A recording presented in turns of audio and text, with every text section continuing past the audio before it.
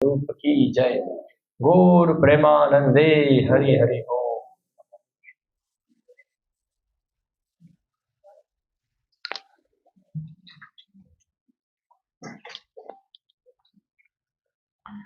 जो मंगल तो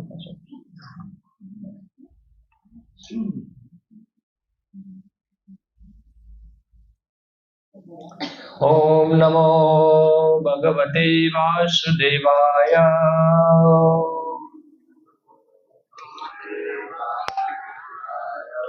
ओम नमो भगवते वासुदेवाय।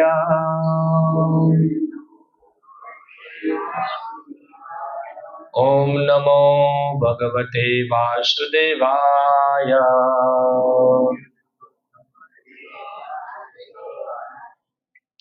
श्रीमद् भगवद गीता यथारूप अध्याय 2 श्लोक संख्या 39। योगस्थः कुरु कर्माणि संगं त्यक्त्वा धनंजय सिद्धि असिद्धयो समः भूत्वा समत्वं योगः उच्यते। योगस्थ कुरु कर्माणि संगं त्यक्त्वा धनंजय सिद्धय सिद्ध्यो समो भूत्वा समत्वं योग उच्यते। योगस्थ कुरु कर्माणि संगं त्यक्त्वा धनंजय सिद्धया सिद्ध्यो समो भूत्वा समत्वं योग उच्यते। योगस्थ कुरु कर्माणि संगं त्यक्त्वा धनंजय सिद्धयो सिद्ध्यो समो भूत्वा समत्वं योग उच्यते। योगस्थः कुरु कर्माणि धनंजय सिद्धयो समो भूत्वा योग उच्यते। योगस्थः कुरु कर्माणि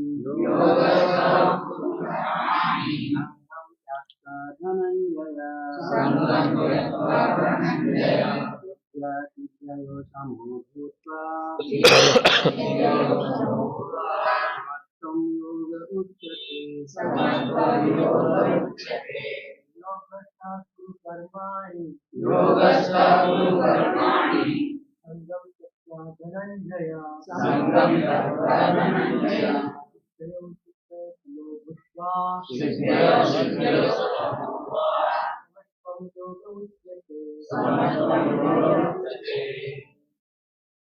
माता जी। योगस्थ कुरु कर्माणि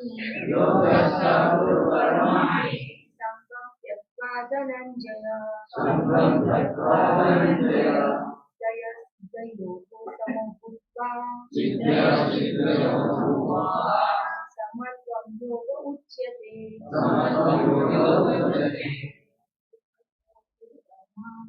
योगस्थः कुरु कर्माणि संगं त्यक्त्वा धनंजय सिद्धयो सिद्ध्यो समत्वं योग उच्यते। योगस्थः कुरु कर्माणि संगं त्यक्त्वा धनंजय सिद्धयो सिद्धियों भूत्वा समत्वं योगमुच्यते। योगस्थ योगस्थ समभाव होकर कुरु करो कर्माणि कर्माणि अपने कर्म अपने कर्म संगम संगम आसक्ति को त्यक्त्वा त्यक्त्वा त्याग कर धनंजय हे अर्जुन सिद्धया असिद्धयो सफलता तथा विफलता में समः समभाव भूत्वा होकर समत्वम समता योगः योग उच्यते कहा जाता है। अनुवाद एवं तात्पर्य कृष्ण कृपा मूर्ति अभय चरणारविंद भक्ति वेदांत स्वामी श्री प्रभुपाद द्वारा। हे अर्जुन, जय अथवा पराजय की समस्त आसक्ति त्याग कर समभाव से अपना कर्म करो, ऐसी समता योग कहलाती है। तात्पर्य, कृष्ण अर्जुन से कहते हैं कि वह योग में स्थित होकर कर्म करे। और योग है क्या? योग का अर्थ है सदैव चंचल रहने वाली इंद्रियों को वश में रखते हुए परम तत्व में मन को एकाग्र करना। और परम तत्व कौन है? भगवान ही परम तत्व है। और चूंकि वे स्वयं अर्जुन को युद्ध करने के लिए कह रहे हैं, अतः अर्जुन को युद्ध के फल से कोई सरोकार नहीं है। जय या पराजय कृष्ण के लिए विचारणीय है। अर्जुन को तो बस श्री कृष्ण के निर्देश अनुसार कर्म करना है। कृष्ण के निर्देश का पालन ही वास्तविक योग है और इसका अभ्यास कृष्ण भावनामृत नामक विधि द्वारा किया जाता है। एकमात्र कृष्ण भावनामृत के माध्यम से ही स्वामित्व भाव का परित्याग किया जा सकता है। इसके लिए उसे कृष्ण का दास या उनके दासों का दास बनना होता है। कृष्ण भावनामृत में कर्म करने की यही विधि है जिससे योग में स्थित होकर कर्म किया जा सकता है। अर्जुन क्षत्रिय है, अतः वह वर्णाश्रम धर्म का अनुयायी है। विष्णु पुराण में कहा गया है कि वर्णाश्रम धर्म का एकमात्र उद्देश्य विष्णु को प्रसन्न करना है। सांसारिक नियम है कि लोग पहले अपनी तुष्टि करते हैं, किंतु यहाँ तो अपने को तुष्ट न करके कृष्ण को तुष्ट करना है। अतः कृष्ण को तुष्ट किए बिना कोई वर्णाश्रम धर्म का पालन कर भी नहीं सकता। यहाँ पर परोक्ष रूप से अर्जुन को कृष्ण द्वारा बताई गई विधि के अनुसार कर्म करने का आदेश है। ओम अज्ञानतिमिरन्धस्य ज्ञानाञ्जनशलाकया चक्षुरुन्मिलितं येन तस्मै श्रीगुरुवे नमः। श्रीचैतन्यमनोभीष्टं स्थापितं येन भूतले स्वयं रूपः कदा मह्यं ददाति स्वपदान्तिकम्। वन्देऽहं श्रीगुरो श्रीयुतपदकमलं श्रीगुरुन् वैष्णवांश्च श्रीरूपं सागरजातं सहगण रघुनाथान्वितं त्वं सजीवं साद्वैतं सावधूतं परिजनसहितं कृष्णचैतन्यदेवं श्रीराधा कृष्णपादान् सहगण ललिता श्रीविशाखान्वितांश्च श्रीकृष्णचैतन्य प्रभु नित्यानन्द श्री अद्वैत गदाधर शिवासादि गौर भक्तवृंद। हरे कृष्ण कृष्ण कृष्ण हरे हरे, हरे राम राम राम हरे हरे। हरे कृष्ण। योगस्थ कुरु कर्माणि संगम त्यक्त्वा धनंजय सिद्धयो सिद्ध्यो समुबुत्वा समत्वम योग उच्यते। तो हमने इससे पहले देखा था, कृष्ण भगवान अर्जुन को बताए थे कि कर्म करने का तुम्हारा अधिकार है, फल के ऊपर तुम्हारा अधिकार नहीं है। हमने इससे पहले के प्रवचन में हमने देखा था। अभी भगवान ये जो ऐसी विधि है जो आध्यात्मिक चेतना में कैसे कार्य करना है, उसका एक व्यवहारिक क्रिया को भगवान बता रहे हैं। दो प्रकार की चेतना होती है। एक होती है भौतिक चेतना और एक होती है आध्यात्मिक चेतना। भौतिक चेतना यानी कि व्यक्ति जब अपने आप को शरीर मानकर शरीर के लिए कार्य करता है तो उसको कहते हैं भौतिक चेतना, और इसे कार्य को कहेंगे भौतिक कार्य। और जब कोई व्यक्ति आध्यात्मिक चेतना के द्वारा कार्य करता है और उसके जो कर्म होते हैं उसको आध्यात्मिक कर्म कहे जाते हैं।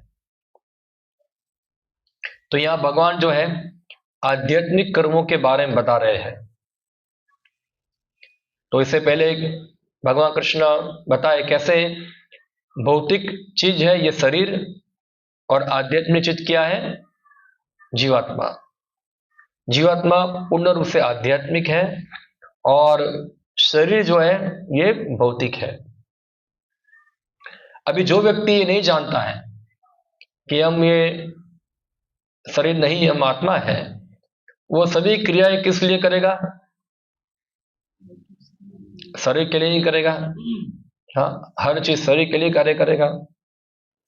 मगर जो व्यक्ति जानेगा कि वास्तव में हम ये शरीर नहीं है, हम आत्मा है और आत्मा की आवश्यकताओं के ऊपर ध्यान देगा, तो फिर उसको क्या करना पड़ेगा, आत्मा के स्थल पे कार्य करना पड़ेगा। अभी केवल एक थियोरिकल यानी कि सिद्धांतिक रूप में हम जान लेंगे कि हम शरीर से अलग आत्मा है, उससे कोई व्यक्ति आत्मा के स्थल पे आ जाएगा नहीं। खाली थियोरिकल नॉलेज से कोई व्यक्ति आत्मा का कार्य कर सकता नहीं, उसको आत्मा के स्थल पे कार्य करना होगा। और वही आत्मा के स्थल पे कार्य कैसे करना है उसका प्रैक्टिकल जो है, व्यवहारिक चीज जो है, जो भगवान है ये श्लोक के अंदर समझा रहे हैं। तो भगवान कृष्ण समझा रहे अर्जुन को, योगस्थ कुरु कर्माणि, क्या करो अर्जुन, तुम योग के लिए कर्म करो।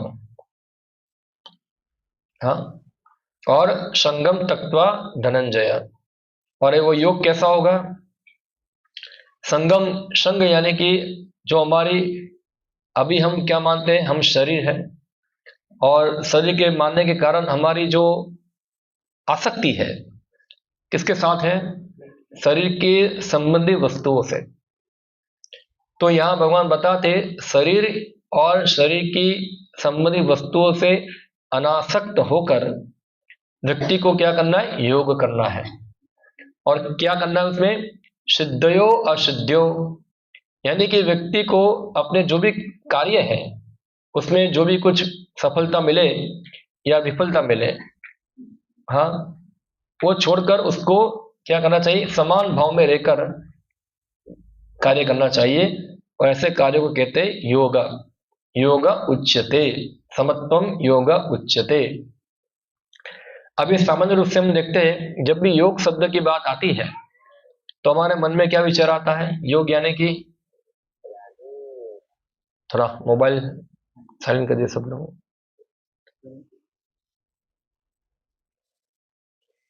तो जनरली हम योग शब्द सुनते हैं तो हमारे मन में क्या विचार आता है, योग यानी क्या होगा।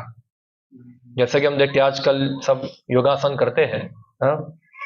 सब लोग सिर नीचे करते हैं, पैर ऊपर करेंगे या थोड़ा प्राणायाम में बैठेंगे और थोड़ा सांस अंदर खींचेंगे बाहर निकालेंगे और सब प्रकार से, हाँ, कसरत करते हैं, अलग अलग आसन करते हैं।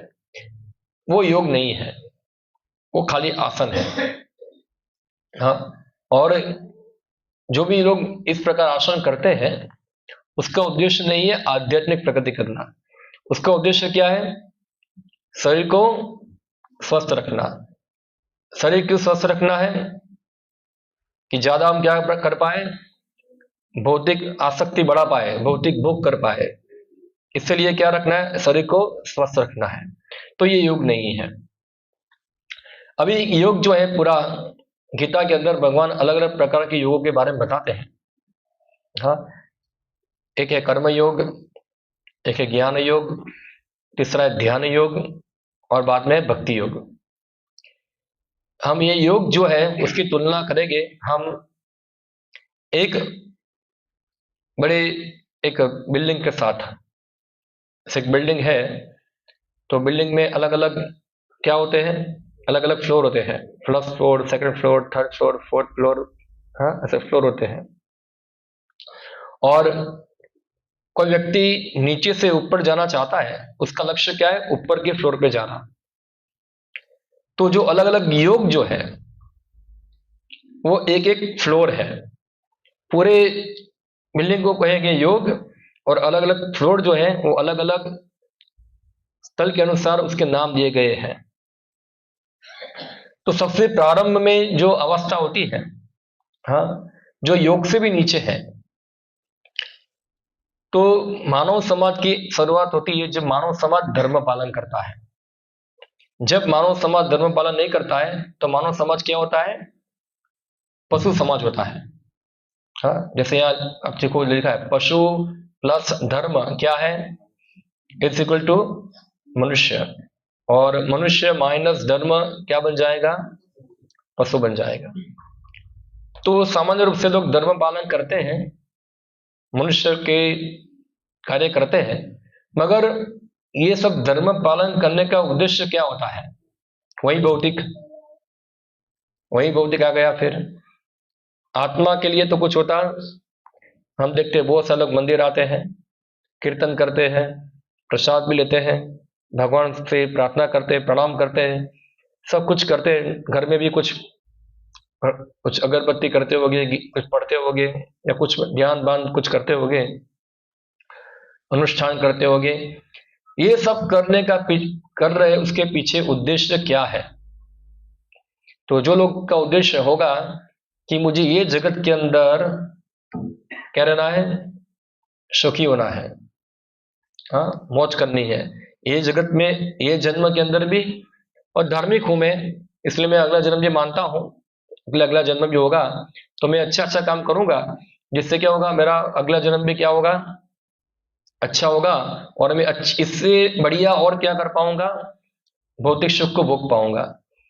तो ये जो इस प्रकार के धर्म को जो पालन करते हैं, उसको योग कहा जा सकता नहीं है, उसको कहते हैं भोग। क्या कहते हैं, वो योग नहीं है, वो भोग है, क्योंकि उसमें आत्म कल्याण के बारे में कुछ चर्चा, खाली क्या है, अपने भौतिक भोगों के लिए ही बात हो रही है। तो ऐसे व्यक्ति को कहते हैं कर्मकांडी। क्या कहते हैं, कर्मकांडी, या तो सकाम कर्मी। ये शब्द आपने सुना होगा, कर्मकांड। हाँ, कर्मकांड शब्द आप लोगों ने सुना होगा, जिसमें कुछ ब्राह्मण लोग अनुष्ठान करते हैं, सब कुछ करते हैं, आप करवाते हैं, यज्ञ दान तप इत्यादि इत्यादि करते हैं। सब करने के पीछे का उद्देश्य क्या होता है किसी का, जो मैंने पहले बताया, इस जगत के अंदर सुखी होना और अगले जन्म में भी सुखी होना। ऐसे व्यक्तियों के कर्मकांडी, सकाम कर्मी।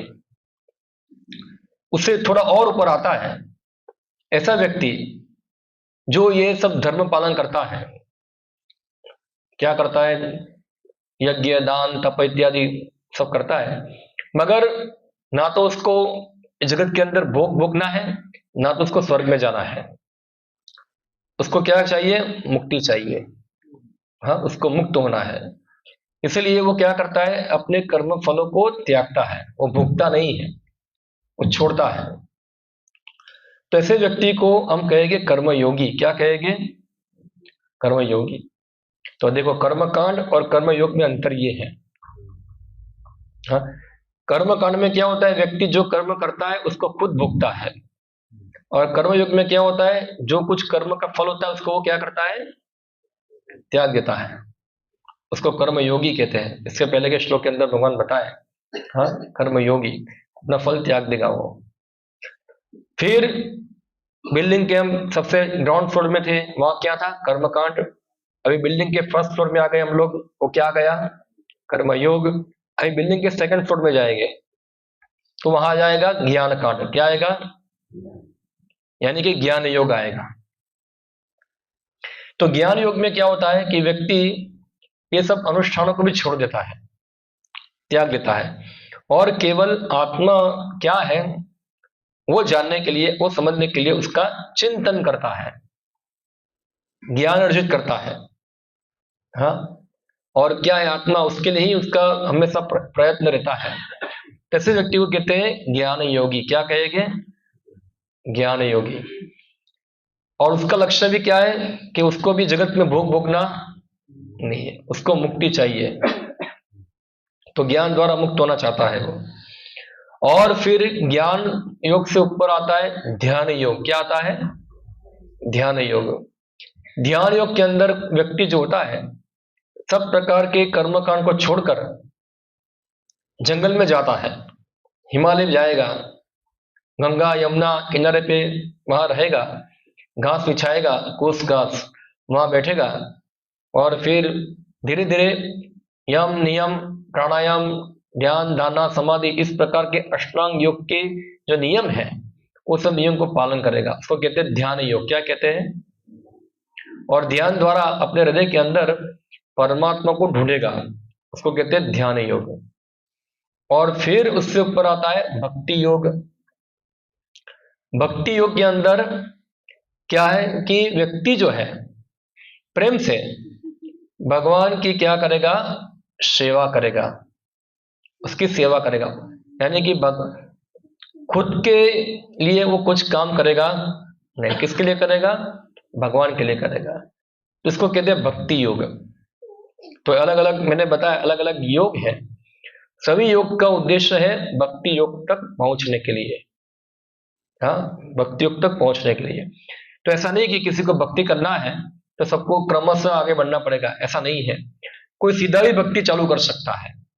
जैसे हम देखते हैं बिल्डिंग जो होती है उससे दो रास्ते होते हैं, एक रास्ता सीढ़ियों के द्वारा जाना होता है और एक रास्ता क्या होता है? सीधा लिफ्ट जाती है। तो जो कोई बुद्धिमान होगा वो क्या करेगा? हाँ, सीढ़ी का छोड़ के क्या करेगा? लिफ्ट में बैठ जाएगा, तो तुरंत क्या पहुंच जाएगा? ऊपर पहुंच जाएगा, अपने टॉप फ्लोर पे पहुंच जाएगा। तो जो भक्ति योग है वो टॉप फ्लोर है। हाँ, और यहां भगवान बता रहे कि भक्ति योग के अंदर ही सभी योग की क्रियाएं आ जाती हैं।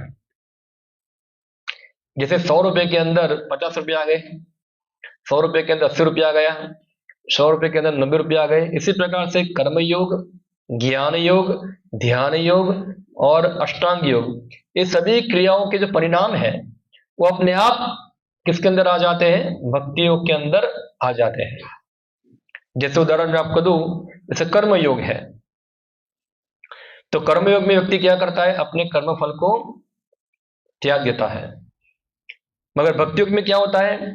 व्यक्ति कर्म के फलों को भगवान को अर्पण करता है, तो त्याग भी हो गया और अर्पण किसको हो गया? भगवान को। तो जो कर्म योगी है उससे भक्ति योगी क्या है? थोड़ा एक स्टेप आगे है, क्योंकि कर्म योगी जो होता है वो कर्मफल ऐसे ही त्याग देता है, मगर भक्ति योगी है वो किसको देता है? कर्मफल अपना भगवान को अर्पण करता है। क्यों? क्योंकि भक्ति योगी जानता है कि वास्तव में सभी वस्तु जो है किसकी है? भगवान की बनी हुई है। इसलिए भगवान की चीज का उपयोग होना चाहिए भगवान की सेवा के लिए। तो भक्ति योगों का एक ज्ञान होता है ये, इसलिए क्या करते हैं? वो हर चीज को भगवान को अर्पण करते हैं। तो ये कर्मयोगी का भी परिणाम भक्ति योगी में आ जाता है। सेकंड रहा ज्ञान योगी। ज्ञान योगी होता है वो आत्मा के बारे में चिंतन करता है, तो आत्मा के बारे में चिंतन कर कर वो भौतिक जगत से विरक्त होता है, वैराग्य प्राप्त करता है, विरक्त होगा। जितना ज्ञान उसका बढ़ेगा उसका वैराग्य बढ़ेगा। तो भक्ति योग के अंदर अपने आप वैराग्य आ जाता है, उसको अलग से वैराग्य पालन करने की आवश्यकता नहीं होती।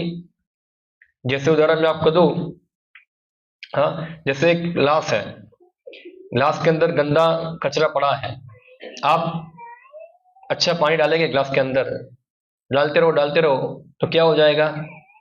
एक समय ऐसा आएगा कि क्या होगा? ग्लास में से सब गंदा पानी क्या हो जाएगा? निकल जाएगा, और क्या रहेगा? केवल शुद्ध पानी ही रहेगा। तो उसी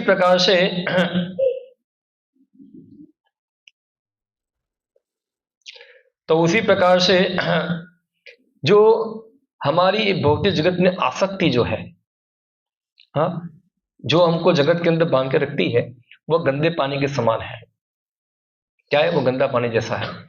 मगर जब अच्छा पानी गिरेगा, यानी कि हम जो कर्म है अपनी इंद्रिय तृप्ति के लिए करते हैं, वही कर्म हम भगवान के लिए करेंगे, हाँ भगवान की संतुष्टि के लिए क्रिया करेंगे, तो अपने आप क्या होगा, हमारी जो भौतिक आसक्ति, भौतिक चीजों से अपने आप आसक्ति छूट जाएगी।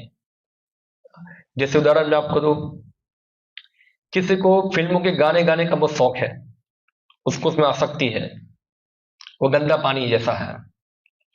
मगर कोई व्यक्ति भगवान कीर्तन गाएगा तो क्या होगा, गाना बंद नहीं करना है, गाने का चीज बंद करना नहीं है, उसका विषय चेंज करना है। तो विषय क्या हो गया, अभी कृष्ण आ गए तो गंदा पानी क्या हो गया, निकल गया, अच्छा पानी आ गया। अभी जो भगवान का कीर्तन कर रहा है तो अपने आप उसको गाने गाने में क्या आ जाएगा, भौतिक फिल्म गाने गाने में वैराग्य आ जाएगा। ऐसे कोई व्यक्ति फिल्म देखता है, कोई फिल्म देखेगा बॉलीवुड की, हाँ उसको फिल्म देखने में ज्यादा रुचि है। ऐसे कोई व्यक्ति भगवान के बारे में पढ़ेगा, श्रीमद् भागवतम में से पढ़ेगा, कृष्णा पुस्तक में से पढ़ेगा, या रामायण में से पढ़ेगा, कृष्ण की कथा पढ़ेगा, तो कृष्ण की लीलाओं को पढ़कर, उनकी कार्यकलाप को देखकर सुनकर क्या होगा, ये बॉलीवुड वाला जो बीमारी है वो क्या हो जाएगा, वो खत्म हो जाएगा, उसके बाद उसका वैराग्य आ जाएगा। उसी प्रकार से कोई व्यक्ति बाहर जाता है, खाएगा पानी पूरी, चाइनीज, भेलपूरी, या तो मीट खाता है, अंडा फंडा जो भी कुछ खाता है, मछली अंडा जो भी है, हाँ उसमें ज्यादा आसक्ति है।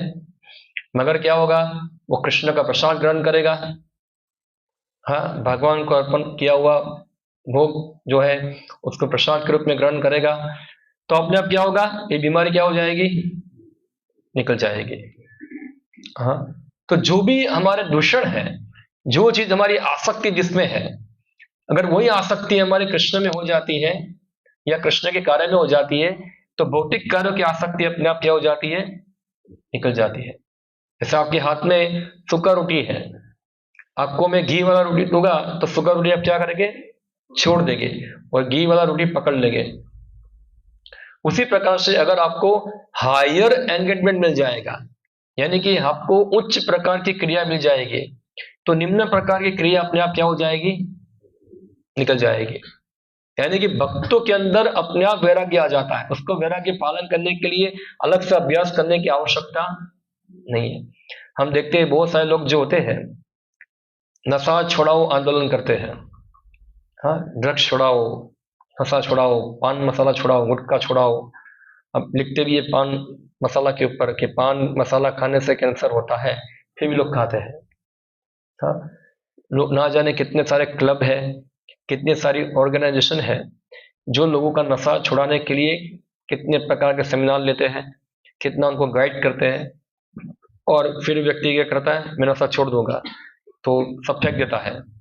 1 दिन 2 दिन 4 दिन 5 दिन 6 दिन क्या करता है, फिर से नशा करना क्या हो जाता है, चालू हो जाता है। वो नशा छोड़ पाता नहीं है। क्यों?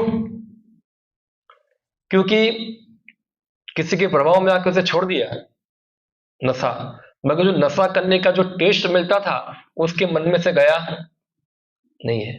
उसलिए क्या होता है, बार बार वो टेस्ट उसको याद आता है, तो थोड़ा कंट्रोल करेगा, थोड़ा कंट्रोल करेगा, बाद में क्या होगा, कोई टेस्ट मिलता नहीं है तो क्या करेगा, वो टेस्ट वापस वो पकड़ेगा। उसी प्रकार से ये कृत्रिम तरीके से कोई नशे को या ये चीज को छोड़ पाएगा नहीं, मगर किसी व्यक्ति को उच्च प्रकार का नशा मिल जाएगा।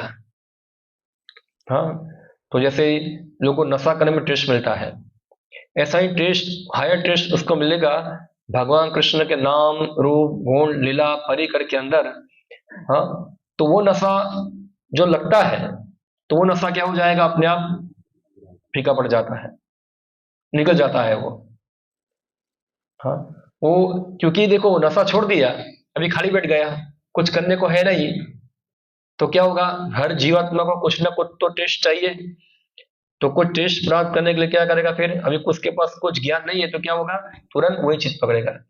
मगर भक्तों के पास क्या, ये छोड़ दिया तो दूसरा पकड़ने के लिए चीज पड़ा है, उसके पास सेकंड ऑप्शन पड़ा है, क्या है वो, कृष्ण भक्ति है उसके पास भगवद गीता है, इसके पास श्रीमद् भागवतम है, उसके पास भगवान के सुंदर विग्रह है जिसकी सेवा कर सकता है, उसके पास कितनी सारी एंगेजमेंट है कृष्ण की सेवा की, तो सेवाओं में इतना आनंद मिलता है, इतना टेस्ट मिलता है कि वो टेस्ट उसके आगे क्या हो जाता है, फीका पड़ जाता है, फीका पड़ जाता है। जैसे हम देखते हैं बहुत सारे हमारे यहाँ भक्त बने हुए थे, वो भक्त भक्ति में आने से पहले बहुत सारे उनके कार्य ऐसे हो गए, कोई अंडा खाता था, कोई मछली खाता था, कोई दारू पीता था, कोई बीड़ी सिगारेट सब करता था, मगर क्या हुआ, कृष्ण भक्त बन गया तो अभी ये सब क्या हो गया, उसने छोड़ दिया। अब ये चीज उसको इतना आकर्षित करती नहीं है, क्योंकि उसको क्या मिल गया, थोड़ा हायर चीज मिल गया, उच्च प्रकार का चीज मिल गया, उच्च नशा मिल गया। तो उच्च नशा क्या है, कृष्ण भक्ति का नशा। तो वो नीचे वाला नशा क्या हो जाए, इसके आगे फीका पड़ जाता है। फिर उसको आप बोलोगे जाओ मैं तुमको 1 लाख रुपए दूंगा, जाओ तुम सिगरेट पी के आओ, उन्हें पीने जाएगा। हाँ, उसको रुचि मिलता है भगवान कीर्तन करने में, भगवान की कथा सुनने में। जैसे आप लोग हैं यहाँ, आप में से बहुत सारे कुछ लोग हैं जिनको मैं हर हफ्ते देखता हूँ, जो एवरी वीक यहाँ आते हैं। तो आप लोग आते हैं क्योंकि आपको क्या मिलता है, क्या मिलता है, क्यों आते हैं, क्योंकि आपको कुछ रस मिलता है। क्या मिलता है, कुछ आपको अच्छा लगता है, इसलिए आप यहाँ आते हैं। हाँ, हो सकता है कि आप यहाँ ना आके आप फिल्म देखने भी जा सकते हैं, पर आप फिल्म देखने के लिए जाते नहीं, आप यहाँ आते हैं। क्यों, क्योंकि आपको पता है कि फिल्म में इतना आनंद नहीं आएगा जितना आनंद यहाँ क्या आएगा। हाँ, क्योंकि आपको कुछ रस मिलता है। या तो फिर आप इधर नीचे बैठ के शांति से मोबाइल के ऊपर कुछ आलतू फालतू रील्स भी देख सकते थे, मगर आप देखते नहीं है, आप यहाँ सुनने के लिए आए हैं। यानी कि आपको कुछ टेस्ट मिल रहा है, तो क्या होगा, ये आपका आलतू फालतू चीज अपने आप निकल गया बाहर। हाँ, ये सब अपने आप निकल गया बाहर। तो उसी प्रकार से जैसे जैसे आपकी प्रगति बढ़ेगी, जैसे जैसे आप कृष्ण भक्ति की क्रियाओं में उन्नत होगे, तो अपने आप ये भौतिक जो जो बिन जरूरी क्रियाएं हैं वो अपने आप क्या पड़ जाएगी, सब निकल जाती है। जितना अच्छा पानी डालेंगे इतना गंदा पानी क्या हो जाएगा, निकलेगा। वो हम पे निर्भर करता है, हम कितना अच्छा चीज डालते हैं उसके अंदर। हाँ, कितना अपने आप को कृष्ण भावना रूप में हम लगाते हैं, उतना ये जो नेगेटिव चीज है वो अपने आप क्या होती है, निकल जाएगी। तो ज्ञान योग का परिणाम भी भक्ति योग में आ जाता है अपने आप। उसी प्रकार से हम देखेंगे ध्यान योग। हाँ, ध्यान योग। तो ध्यान योग में क्या होता है कि व्यक्ति ध्यान द्वारा अपनी भौतिक इंद्रियों को कंट्रोल करता है, मन को कंट्रोल करता है। हाँ, इंद्रियों मन को कंट्रोल करने के लिए व्यक्ति ध्यान करता है। अब सब आंखें बंद करना, भगवान गीता में ध्यान योग बताए 6 अध्याय के अंदर, ऐसे पालन करना होता है। हाँ, मन को एकाग्र करना, इंद्रियों को के विषय से खींचना।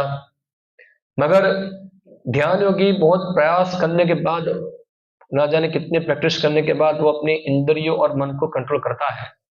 मगर थोड़ा भी कुछ विषय का आक्रमण हुआ तो उसका ध्यान योग इंद्रिय संयमन क्या हो जाता है, पूरा खत्म हो जाता है।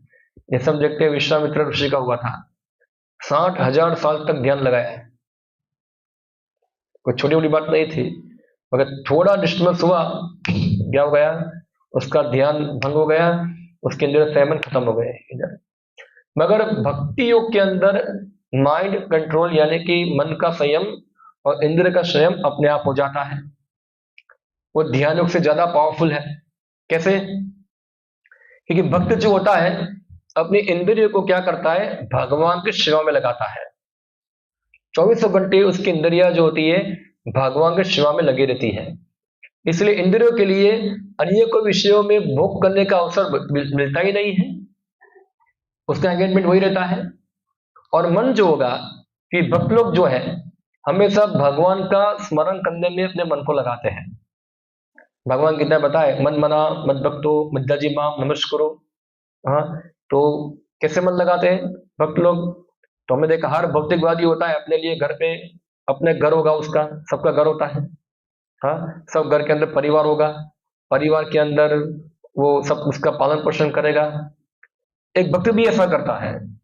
मगर भक्त जो ये सब क्रिया करने से उसको कर्म बंधन लगता नहीं, क्योंकि जो भक्त है उसका दृष्टिकोण क्या होता है, भक्त सोचता है कि घर जो है ये मेरा घर नहीं है, ये क्या है, ये भगवान का घर है, मेरा घर नहीं है। सबसे पहले उसकी चेतना ये होती है, ये मेरा घर नहीं है, ये भगवान का घर है। यानी भक्त जो है अपने आप को ये सब चीजों के सामने मानता नहीं है। फिर ये भगवान का घर है तो भगवान के अंदर में होते हैं, भगवान का एक चित्र होगा, हाँ, जो घर के अंदर रखेगा वो राधा कृष्ण हो गए। और फिर घर में क्या होता है, तो लोग भोजन बनाते हैं, तो घर में पत्नी होगी, तो पत्नी भगवान के लिए क्या करेगी, भगवान के लिए भोग बनाएगी। एक भौतिकवादी भी घर पे भोग बनाता है, और भोग बना के क्या करता है, वो खुद खाता है। मगर यहाँ किस लिए बना रहे हैं, पत्नी किसके लिए बनाती है, भगवान। तो जब भी कुकिंग करने जाएंगे तो क्या सोचते हैं वो मन में, कि मैं किसके लिए बना रहे हैं, भगवान के लिए बना रहे हैं हम लोग। तो उससे क्या होगा, उसका मन किस में लगेगा, भगवान में लग जाएगा। उसी प्रकार से पुरुष सोचेगा ऐसा कि मुझे भगवान के लिए मेरे घर वाली भगवान के लिए भोग बनाती है, तो उसके सब्जी चाहिए, राशन चाहिए, सब पैसा चाहिए, तो मुझे क्या करना पड़ेगा, कुछ कमाना पड़ेगा। तो कमाऊंगा तो क्या होगा, ये भगवान का घर में क्या हो पाएगा, सेवा हो पाएगा। तो जो कमाएगा तो किस लिए कमाएगा, कि घर में भगवान की सेवा होती रहे। तो उसकी चेतना क्या रहेगी, कमाने के पीछे मैं भगवान के लिए कमा रहा हूं, तो उसका मन किस में लगेगा, भगवान में लग जाएगा। और फिर मार्केट जाएगा कुछ खरीदी करने के लिए, फूल लेने के लिए, राशन लेने के लिए, दूध, जो भी कुछ खरीदी करने जाएगा, क्या सोचेगा, किसके लिए लेने जा रहा हूं मैं, भगवान के लिए। और घर का साफ सफाई करेंगे, घर के अंदर किसके लिए कर रहे हैं हम लोग, भगवान के लिए। तो ऐसे 24 घंटे व्यक्ति जो है उसका मन जो होगा भगवान में लगा रहेगा, 24 घंटे लग जाएगा, उसके मन और इंद्रिया है 24 घंटे कृष्ण की सेवा में क्या है, लगी हुई है। क्योंकि भगवान के अलावा और कुछ कार्य है ही नहीं करने के लिए, घर के अंदर कुछ है ही नहीं, सब का केंद्र बिंदु क्या है, कृष्ण ही है, कृष्ण ही है। मगर जो लोग थोड़ा उससे डेविएट हो जाएंगे और भगवान की जगह पे खुद आ जाएंगे, या खुद की तृप्ति आ जाएगी, तो फिर क्या हो जाएगा, ये कार्य भौतिक आध्यात्मिक से क्या हो जाएंगे, भौतिक हो जाएंगे। हाँ, तो जो चेंज करना है, जो परिवर्तन करना है, वो किसमें करना है, हमारी चेतना में करना है। हमारी चेतना, हम कौन सी चेतना में कार्य करते हैं, उससे पता चलता है कि हम योग कर रहे हैं कि भोग कर रहे हैं, वो हमारी चेतना के ऊपर निर्भर करता है। तो यहाँ भगवान अर्जुन को बताते हैं, तुम योग करो, भोग मत करो, हाँ, भक्ति योग करो। और भक्ति योग के अंदर ये सब चीज अपने आप, माइंड कंट्रोल, सेंस कंट्रोल, भौतिक कर्मों से आसक्ति, अनासक्ति, और सब कर्म फल त्याग, सब कुछ जो है वो भक्ति योग में अपने आप आ जाता है। तो यहाँ भगवान बताते, संगम तत्वा धनंजय, अर्जुन तुम सब प्रकार की भौतिक आसक्ति छोड़ो और सिद्धि असिद्धि की चिंता मत करो। हाँ, कि ये कर्म करने से मुझे कुछ फल, कुछ परफेक्शन मिलेगा या नहीं मिलेगा, वो तुम छोड़ो सब। व्यक्ति सिद्धि यानी कि परफेक्शन, कोई कार्य में सफलता निष्फलता, वो व्यक्ति को कब असर करती है, जब वो कार्यों का भोक्ता वो खुद बनता है। जैसे उदाहरण मैं आपको दूं, एक कैशियर है, बैंक के अंदर बहुत सारा पैसा गिनेगा, आज उसने 10 करोड़ डिपॉजिट जमा की, तो क्या कैशियर घर जाके नाचेगा, हाँ, क्या आज मैंने क्या किया, 10 करोड़ डिपॉजिट क्या किया, जमा किया, नाचेगा घर जाके वो। या तो फिर दूसरे दिन हुआ कि डिपॉजिट सब चली गई, कुछ नहीं बचा, तो घर जाके रोएगा क्या वो, तो आज तो कोई डिपॉजिट नहीं आई, ओ मेरा बैंक डूब गया, ऐसा है, वो रोएगा इधर। कैशियर का काम क्या होता है, हाँ, पैसा गिनना, कितना आया कितना गया उसको देखना नहीं है, प्रॉफिट लॉस उसको देखना, उसका काम क्या है, तुम पैसा गिनो और जमा कराओ, बस इतना ही। तो उसी प्रकार से हम जो कुछ भी काम करते हैं, जो कृष्ण के केंद्र में होगा। जैसे मैं पहले बताया जो कार्य पूरा, कैसे हमारा घर जो है एक भगवान का मंदिर है, हम उनके सेवक है, हम उनकी सेवा के लिए घर पे है, हाँ, तो हम उनके दास है। तो कुछ भी कार्यों में सफलता होगी निष्फलता होगी उसके लिए हम जिम्मेदार, क्योंकि हम वो करता नहीं है। हम किसके लिए कर रहे हैं? भगवान के लिए कर रहे हैं। अगर हम खुद उसका भुगता मानते हैं तो फिर हम दुखी होंगे, तो हम तो कर्मों के बंधन में फंसेंगे। और जब भगवान ही कर्मों के भुगता है तो हमको चाहे सिद्धि मिले या असिद्धि मिले, हमको उससे कोई लेना देना नहीं है। तो अपने आप भक्त जो होता है ये भौतिक चीजों से क्या होता है? अनासक्त हो जाता है ये। तो ये इसका अर्थ है। भगवान बताते हैं इसको कहते हैं योग। क्या कहते हैं? योग। ये है योग। और इसके बारे में भगवान 3-4 श्लोकों के अंदर थोड़ा और विस्तार से बताते हैं। मैं इसको पढ़ूंगा क्योंकि ये पूरा एक विषय एक ही श्लोकों में आता है। फिर आगे बताते हैं भगवान, दूरेण ही वरम कर्म बुद्धि योग धनंजय बुद्धो शरणम निवच्च कृपणा फल हेतव। तो भगवान बताते हैं अर्जुन को कि अर्जुन तो बुद्धि योग के द्वारा, हमने जो योग बात किया अभी, बुद्धि योग यानी कि भक्ति योग, हाँ, तो भक्ति योग द्वारा सब प्रकार के गर्हित कर्म, यानी कि ऐसे कर्म जो वास्तव में शास्त्र द्वारा प्रमाणित नहीं है, यानी कि विकर्म, हाँ, उससे क्या रहो तुम? दूर रहो। और तुम क्या करो?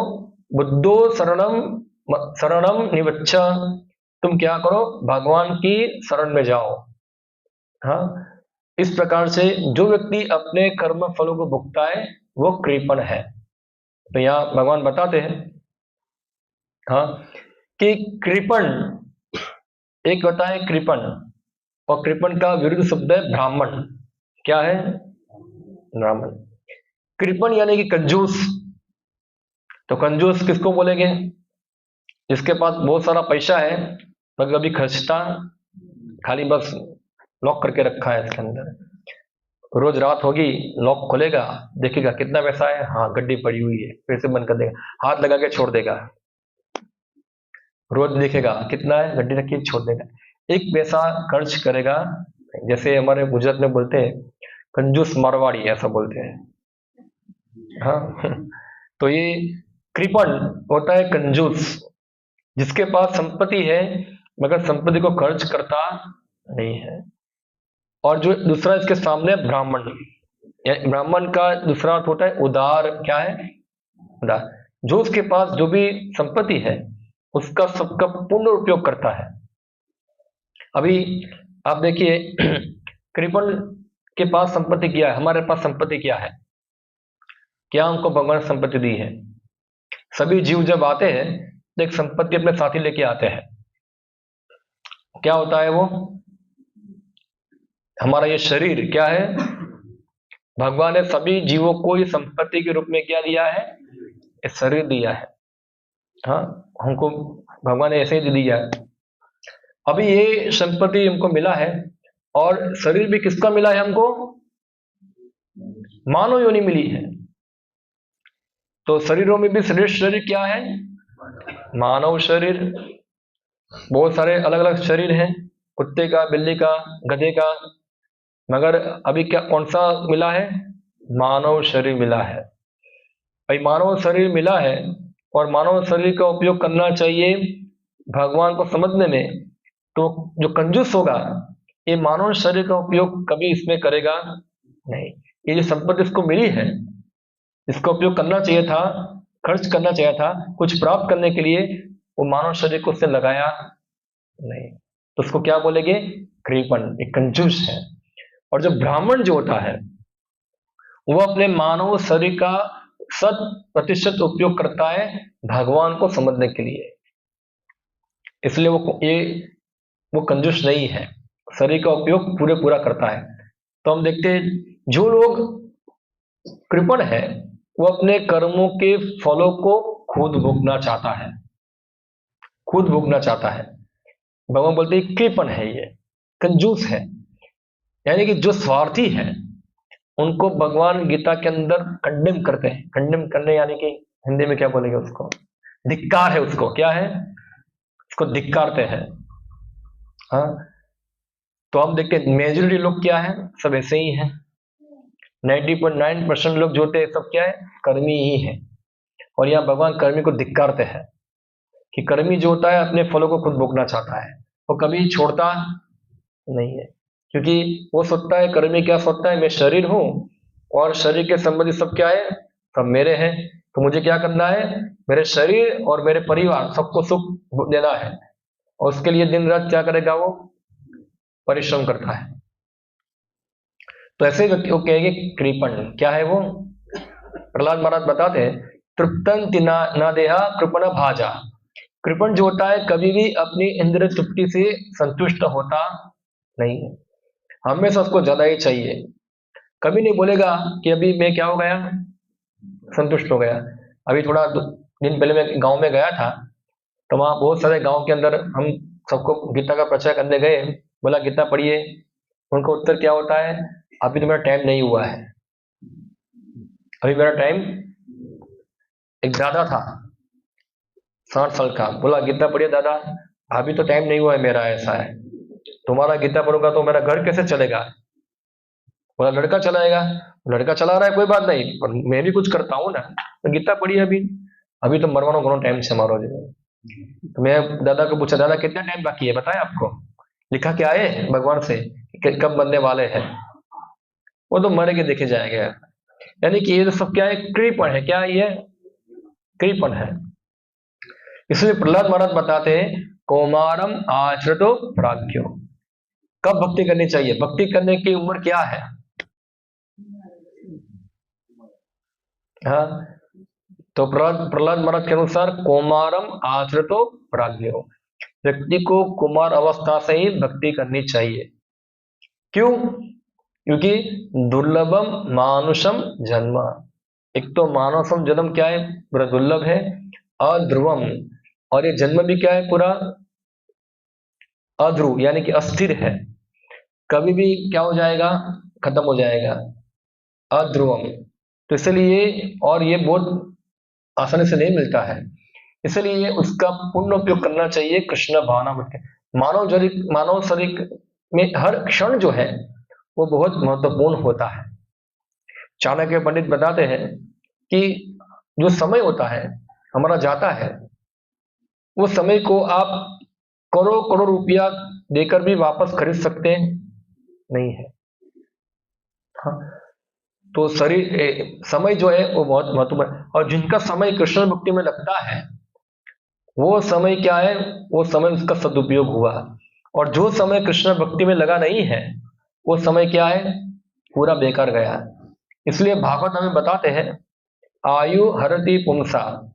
हाँ, रोज व्यक्ति का आयु जो है, सूरज जो होता है वो क्या करता है, हरण करता है। सूरज सुबह उगेगा, आयु आपकी कम करेगा, हर सेकंड आपकी क्या होती है, आयु कम होती है। ऐसे ऐसे एक सेकंड कम हो रही है, आपका रिवर्स टाइम चल रहा है पूरा, और एक समय आएगा सब क्या हो जाएगा, खत्म। आयु हरति पुंसा, हर दिन आपका आयु सूरज क्या करता है, एक एक दिन आपका काटता है, आपका बैलेंस क्या करता है, काटता है। मगर भागवतम बताते हैं, जो व्यक्ति उत्तम श्लोक वार्ताया, यानी कि जो व्यक्ति भगवान के गुणगान में लगा हुआ है, उनकी आयु बढ़ती है घटती नहीं है। कैसे, वो बोलेगा कैसे उसकी आयु घटेगी नहीं, कैसे बढ़ेगी उसकी आयु, तो मरेगा नहीं वो। क्योंकि जो उत्तम श्लोक के वार्ता में लगा हुआ है, जो समय लगा रहा है भगवान के गुणगान के अंदर, तो वो कार्य जो है धीरे धीरे अगर उसकी मृत्यु भी होगी, बाद में भी वो कार्य कंटिन्यू रहेंगे उसके, उसको ऐसा जीवन मिलेगा जिसमें जन्म मृत्यु जरा व्याधि होगी नहीं। ये कार्य जो है उसको अमरता की ओर ले जाएंगे, जबकि भौतिकवादी लोगों के कार्य जो है उसको कहां ले जाएंगे, फिर से जन्म मृत्यु जरा और व्याधि तो चलती रहेगी है। हाँ, तो आयु हरति पुंसा, हर रोज व्यक्ति का बैलेंस क्या है, कट रहा है। तो कृपण जो होते हैं ये चीज को समझते नहीं, वो केवल इंद्रिय लालसाओं के लिए ही इधर उधर भागते रहते हैं, कहाँ है पैसा, कहाँ है खाना, चोर की तरह खाना, बस संडे सैटरडे क्या होता है, सब होटल क्या हो जाती है, फुल। पता नहीं क्या खाते हैं उधर। हाँ, जो कृष्ण प्रसाद नहीं है वो सब क्या है, मल और मूत्र ही है, ऐसा ही खाते हैं सब। कृष्ण प्रसाद के अलावा मुंह में क्या जाएगा, सब गंदा चीज होता है। हाँ, तो ये भक्त लोग जो है ये सब खा के नरक में जाना चाहते हैं, कृष्ण प्रसाद ग्रहण करना चाहिए। तो यहाँ तात्पर्य में लिखते पढ़ते हैं, जो व्यक्ति भगवान के दास के रूप में अपने स्वरूप को समझ लेता है वह कृष्ण भावनामृत में स्थिर रहने के अतिरिक्त सारे कर्मों को छोड़ देता है। यानी कि कृष्ण भक्ति के अतिरिक्त जो वस्तु का संबंध कृष्ण भक्ति के साथ नहीं है वो सभी कार्यों को क्या करता है, वो छोड़ता है। तो हमको देखना है कि क्या एक चीज हम कर रहे हैं उसका कृष्ण भक्ति में कुछ उपयोग है तो ठीक है, अगर नहीं है तो उसको क्या है, छोड़ दो। जैसे आप फिल्म देख रहे हैं, को सीरियल देखते हैं, तो क्या कृष्ण भक्ति में इसका कोई उपयोग होता है, उसकी कोई आवश्यकता, उसको छोड़ देना चाहिए, उसको छोड़ देना चाहिए। तो यहाँ यही बताते हैं, जो जान चुका है कि मैं भगवान कृष्ण का दास हूं तो सेवा के अलावा, भगवान की सेवा के अलावा और कोई चीजों में उसका ध्यान भटकेगा नहीं, स्थिर रहेगा। केवल कृपण ही अपने सकाम कर्मों का फल भोगना चाहते हैं, किंतु इससे वे भवबंधन में और अधिक फंसता जाता है। हाँ, कृष्ण भावनामृत के अतिरिक्त जितने भी कर्म संपन्न किए जाते हैं वे गर्हित है, क्योंकि इससे कर्ता जन्म मृत्यु के चक्कर में लगातार फंसा रहता है। अतः कभी उसकी आकांक्षा करनी चाहिए कि मैं कर्म का कारण बनूं। कृष्ण भावनामृत में हर कार्य कृष्ण की तुष्टि के लिए किया जाना चाहिए। कृपणों को यह ज्ञान नहीं है कि दैवश या कठोर श्रम से अर्जित संपत्ति का किस तरह सदुपयोग करे। तो यहाँ बताते, दो प्रकार से कृपणों को संपत्ति मिलती है। एक तो दैवश, जो उनको जन्म लेते ही मिल गया है सब कुछ। अगर हम अमीर परिवार में पैदा हुए तो क्या होगा, बाय डिफॉल्ट हमको क्या मिल गया है, सब एसेट मिल गए हैं हमको, शरीर मिला है, अच्छी बुद्धि मिली है, सब कुछ बाय डिफॉल्ट मिला है। और दूसरा, हम मेहनत करके कुछ चीज प्राप्त करते हैं, थोड़ा श्रम करके हमने अर्जित किया है। जो कृपण होते हैं ये अपने संपत्ति को कहाँ लगाना है वो जानते नहीं, तो कहाँ लगाते हैं, सब गर्हित कार्य में लगाते हैं। अभी मैं गया था एक जगह पे, एक मजदूर थे, ऐसे महिला ही मजदूर थी, एक दिन में कितना कमाती है, 400 रुपया, 400 रुपया कमाते हैं, 100 रुपया लगाते हैं मावा खाने में। किसमें, महिला है, किसमें, मावा खाने में। ये जामनगर में सबसे अच्छा धंधा क्या है, मावा वाला है। सबकी बेकारी होगी, ये मावा वाले की बेकारी कभी नहीं होगी। हाँ, वो कोविड के अंदर भी मावा वाला चल रहा था, 2 नंबर में डबल दाम बिक रहा था पूरा। हाँ, 5 गुना देखो, सब्जी बिना चल जाएगा मगर मावा के बिना चलेगा, औरत चाहिए ही। पता नहीं मावा में क्या डालते होंगे लोग, कुछ ड्रग्स डालते होंगे अंदर, कि क्या है कि मावा मावा मावा चिल्लाते हैं। ऐसा मावा करके माधव चिल्लाएंगे तो कुछ फायदा होगा कुछ। हाँ, कृष्ण कृष्ण चिल्लाएंगे तो फायदा होगा। जितना मावा के लिए तड़पते हैं ना, इतना भगवान कृष्ण के तड़पेंगे तो क्या हो जाएगा, बेचारे का उद्धार हो जाएगा। मगर क्या है, मावा मुंह में जाएगा तो मुंह में क्या लगता है, टेस्ट लगता है। हमारा एक मिस्त्री आता है यहाँ काम करने के लिए, कई बार इधर काम करता था, कई बार उसके साथ चर्चा करते थे हम लोग, मावा खाना बंद कर दो, मावा क्यों खा रहे हो। बोला प्रभु जी चाले बदो खा सकते हैं। थोड़ा दिन के बाद आया था तो इधर पूरा होल कर दिया, कैंसिल कर दिया उसको। तो पूरा इधर पूरा सील के लाया था, मुंह पे कपड़ा बन के आया था। हमें क्यों बांधा है, बोला ऑपरेशन कराया इधर, ये कैंसर हो गया इधर, सब काट के निकाल दिया इधर। बोला देखो आगे जाके फैलेगा भी, ध्यान रखना। बोले काट के निकाल दिया, थोड़ा अंदर रह गया होगा ना तो फिर डेवलप होगा आगे जाके। बोला अभी तो ध्यान रखना पड़ेगा। तो ये चीज है। हाँ, तृप्तंति देहा बहु दुख बाजाम। एक कृपण लोग जो होते कभी संतुष्ट होते नहीं है। मावा बिना चलता नहीं है, चाय बिना चलता नहीं है। सुबह उठ के सबसे पहला काम क्या हो रहा है, चाय पीना है। क्या जो ज्यादा सभ्य लोग हैं उसकी चाय कहाँ होती है, बेड के ऊपर ही होती है। नहाए धोए बिना ही, उसको बोलते हैं बेट्टी। हाँ, सबसे पहला यही होता है, चाय पीना। तो ये सब असभ्य के लक्षण है। सबसे पहले बेड से उठकर भगवान नाम लेना होता है, प्रणाम, भगवान को, गुरु को प्रणाम करना होता है। पहले लोग किसको याद करते हैं? चाय को, चाय लाओ क्या है। और कई कई बार तो नहाए धोए बिना ही पहला काम क्या करना होता है? घर में जाके महिला होगी, चाय बनाएगी और पुरुष चाय पिएगा, सब लोग मिलकर चाय पिएगी, बाद में सब काम चालू होगा, ऐसा है। तो ये सब गंदा असभ्य लक्षण है सब। क्या है ये? हाँ, असभ्य लक्षण है। तो कृपण जो होते हैं वो देववश, उनको सब चीज मिला है या कठोर परिश्रम करके सब कुछ मिला है, उसका कैसे सदुपयोग करना है वो सब जानते हैं।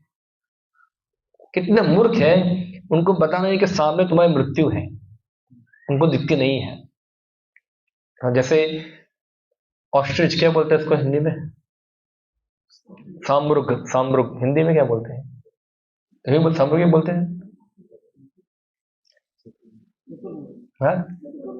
सतो शुतुरमुर्ग, ओके। शुतुरमुर्ग करके एक पक्षी है, को अंग्रेजी में कहते हैं ऑस्ट्रिच कहते हैं। तो कई बार देखिए ऑस्ट्रिच क्या होता है, दूर से कुछ भय होता है ना, तो अपना मुंह जो होता है रेत में घुसा देता है अंदर। हाँ, और वो रेत में घुसा देगा, उसको क्या लगता है कि सामने कोई भय, सब चला गया, कोई भय नहीं है। उसी प्रकार से जो ये कर्मी है, कृपण है, वो सामने मृत्यु बैठी उसको देखते कुछ नहीं है, खाली खाली बेड़ाओं ने हमने उनके अंदर ऐसे आंखें बंद कर देते हैं पूरा। हम बोलते हैं आंखें खोलो, नहीं कुछ नहीं है, मृत्यु नहीं है, मैं तो मजा में हूं अंदर। पर मृत्यु तो उसकी बेनपनी नहीं है, ऐसा है कि उस पर तरस खाएगी उधर।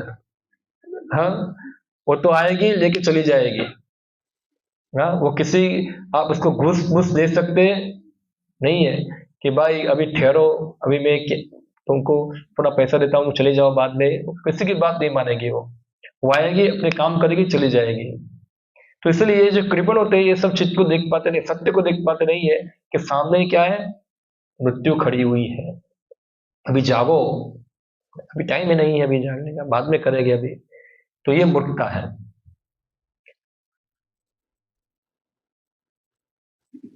एक और श्लोक ले लेते हैं हम लोग। बुद्धि युक्तो जहातीह उभे सुकृत दुष्कृते तस्माद योगस्य युञ्जस्व योग कर्मसु कौशलम। ये हमारे LIC वाले लिखते हैं ये शब्द। क्या लिखते हैं?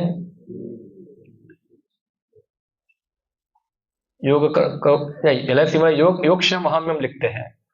ये एक कॉलेज में लिखा है, कोई IIT के अंदर लिखा है, योग कर्मसु कौशलम। योग जो है कर्म करने की कला है, मगर आगे का ये सी चीज पढ़ते नहीं है, सब खा गए वो लोग। हाँ, वो खा गए। तो क्या लिखा है? बुद्धि युक्तो जहातिया उभे सुकृते दुकृते दुष्कृते। भक्ति में लगा मनुष्य जुटाए अच्छे और बुरे दोनों कार्यों से अपने आप को मुक्त कर लेता है। देखो, अच्छा कार्य और बुरा कार्य, ये जो भेद है, वो भेद क्या है? जो शास्त्र के अनुसार जो कार्य करना चाहिए उसको हम पुण्य कहते हैं, और शास्त्र के अनुसार जो नहीं करना चाहिए उसको पाप कहते हैं। मगर भक्त जो होता है, ना तो अच्छे कार्यों से आसक्त है, ना बुरे कार्यों से आसक्त है, वो दोनों कार्य से क्या है, ऊपर है। वो कृष्ण जो चाहते हैं वही करते हैं।